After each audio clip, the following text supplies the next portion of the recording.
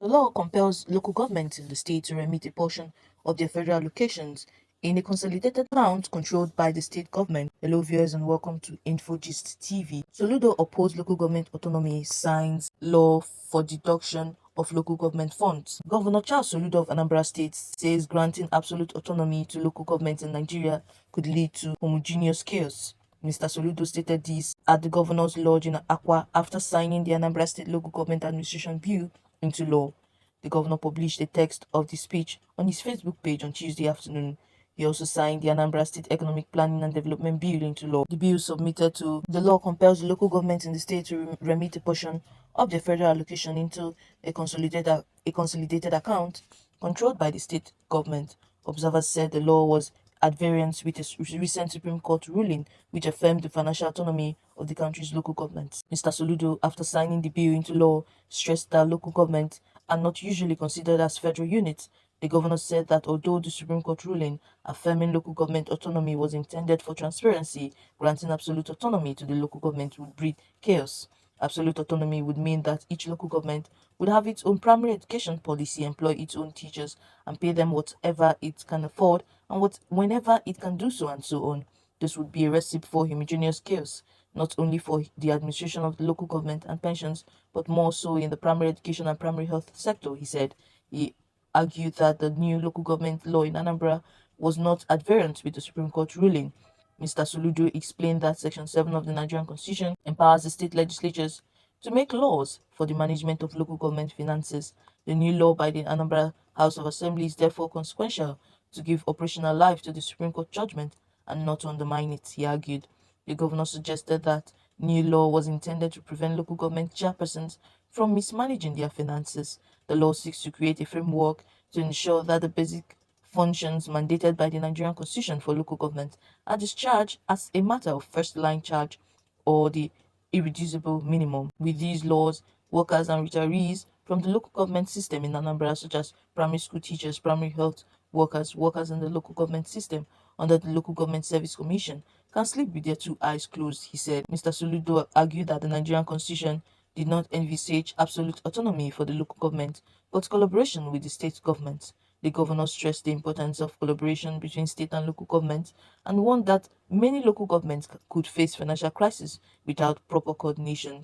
No tier of government can function without the collaboration of others. The three tiers have the objective of the people at heart. The federal government is not completely autonomous of the state.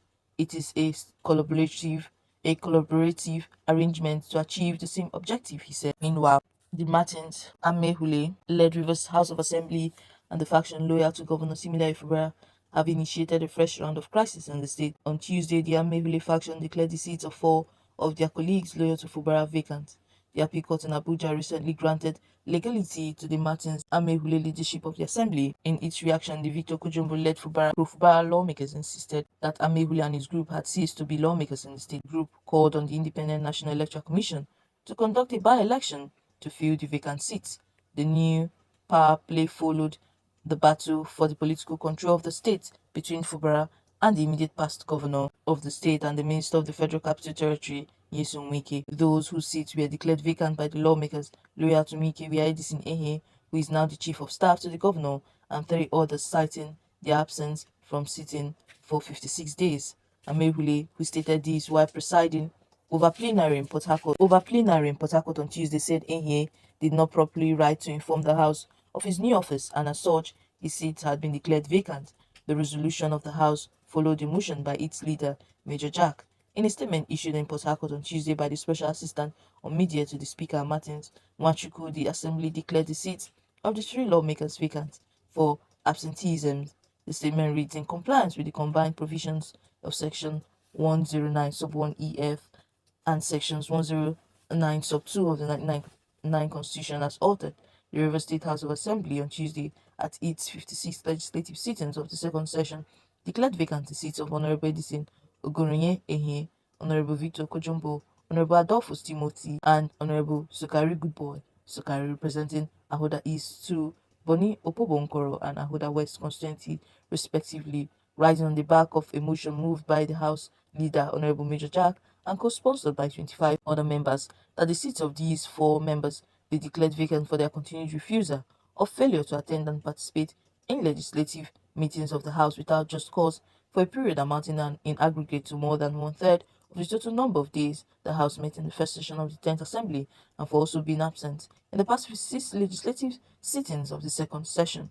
Commenting on the motion, Amehule recalled that after the peace parley that was held at the instance of President Bola Ahmed Tinubu, the House withdrew its impeachment notice to the governor and also recalled the four suspended members, yet they had obstinately refused to attend sittings of the House.